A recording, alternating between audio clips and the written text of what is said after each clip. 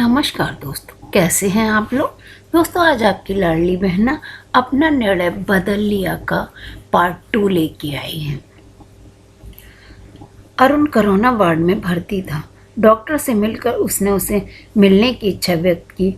Doctor बोला, अभी वे थोड़े बेहतर हैं, आप उनसे मिल सकती हैं, मगर कोरोना वार्ड में पीपीआई किट पहनकर जाना होगा।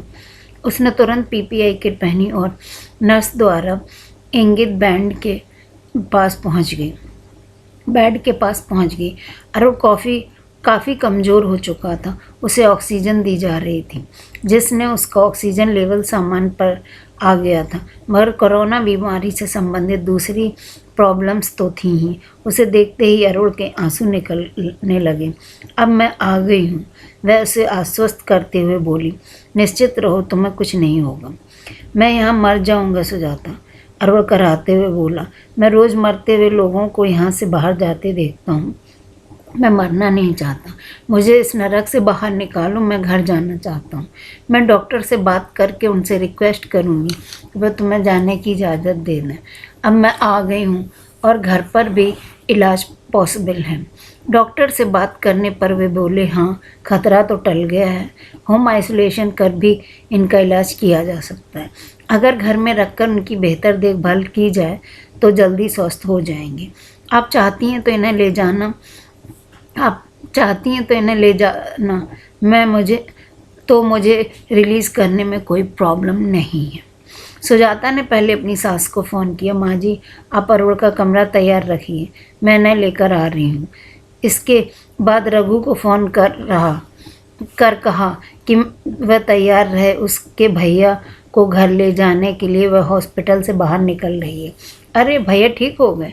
रघु चकित होते पूछ बैठा। देखा आपने, आपके आते ही ठीक हो गए ना? अभी ठीक नहीं हुए, बस खतरे से बाहर हैं, वह गंभीरता से बोली। पूरी तरह ठीक तो वह घर पर होम आइसोलेशन से होंगे। सुजाता ने रघु के सहयोग ले अरुण को सहारा दे एम्बुलेंस में बिठाया और ड्राइवर को चलाने का इशारा कर खुद भी बैठ गई। घर पहुंचते ही अरुण को देखकर उसकी सास की रुलाई फूट पड़ी तो वह उन्हें समझाते हुए बोली, अभी रोने का समय नहीं, इनकी देखभाल का समय है। अब मैं आ गई हूँ तो इन्हें ठीक होना ही है। अब मैं इन्हें पूरी तरह स्वस्थ करूँगी। तुम इसे हॉस्पिटल से वापस ले आई, यही क्या कम है? सासू बोली। तो तुम्हें क्या आशीष दूँ बहू, जो तुम मेरे बेटे के साथ हो। अब यह ठीक हो जाएगा। अरुण को उसके कमरे में शिफ्ट करने के बाद वह बोली, इनके कमरे में आने जाने से आप लोग परहेज रखेंगे। बात करनी हो तो मास्क लगाकर दूर से करना। और जैसा कि डॉक्टर ने कहा है कि आप लोग इनसे संबंधित कोई भी काम करने के उपरांत हाथों में सैनिटाइज़र और साबुन से हाथ धो लें। और हाँ, आप मुन्ने का ख्याल रखिए। मैं इनसे ठीक होने तक डॉक्टर के निर्देशानुसार उन्हीं के काम और देखभाल किया करूँगी। आप लोग मुझसे भी सुरक्षित दूरी बनाकर रहिएगा। सुबह उठते ही अरुण के पीने के गर्म पानी का काढ़ा और भाप लेने की वह व्यवस्था करती। उसके बाद वह उसे स्नान, पौष्टिक भोजन आदि की व्यवस्था कर उसे निश्चित कर ही वह अपने पर ध्यान देती थी। उसके उपयोग में आने वाले कपड़ों को अच्छी तरह साबुन और गर्म पानी से धोकर सूखने डालती। उसके बाद वह खुद के नहाने धोने की व्यवस्था में लग जाती।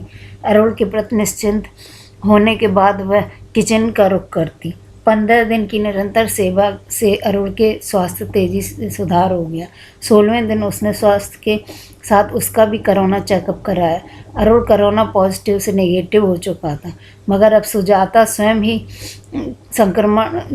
को स्वयं ही संक्रमण हो कोरोना के चक्कर में आ चुकी थी। तुम घबराना नहीं सुजाता, अरुण उसे दिलासा देते हुए कहने लगा। जैसे तुमने मेरी सेवा की है उसी प्रकार मैं तुम्हारी सेवा करूँगा। तुमने मुझे सेवा का अर्थ बताया, अब मैं उसे पूरा करूँगा। अब सुजाता होम आइसोलेशन में थी। मुन्ना हरदम अरुण की गोद में चढ़ा रहता, सुजाता की ज़रूरतों का सभी ख्याल रखते थे, उसके ठीक होने के हर संभव मदद पहुंचा रहे थे। घर का सारा काम सभी मिलजुल कर ऐसे निपटाते कि सभी को पता ही ना चला कि टाइम कब बीत गया। अगले पखवाड़े जब सुजाता की जांच हुई तो नेगेटिव हो चुकी थी। तुमने मुझे बचा लिया अरुण, मैं मुस्कुराकर बोली। तो अरुण निश्चिंत भाव से बोला, मैंने तो सिर्फ अपने कर्तव्य का पालन किया सुजाता। सच तो यही है कि तुम मुझे मृत्यु के मुंह से खींच लाई हो।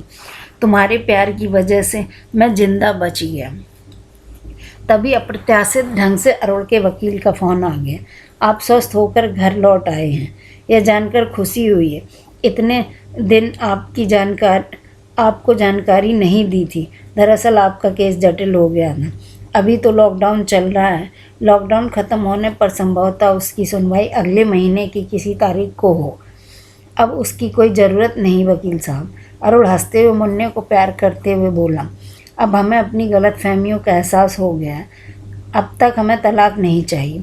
मेरी ज़िंदगी मुझे वापस मिल गई है। इस कोरोना ने एहसास दिलाया कि अंततः हमें अपना परिवार ही सुरक्षा प्रदान करता है। आप तलाक की अर्जी कैंसिल कराने के लिए आवेदन कर दें।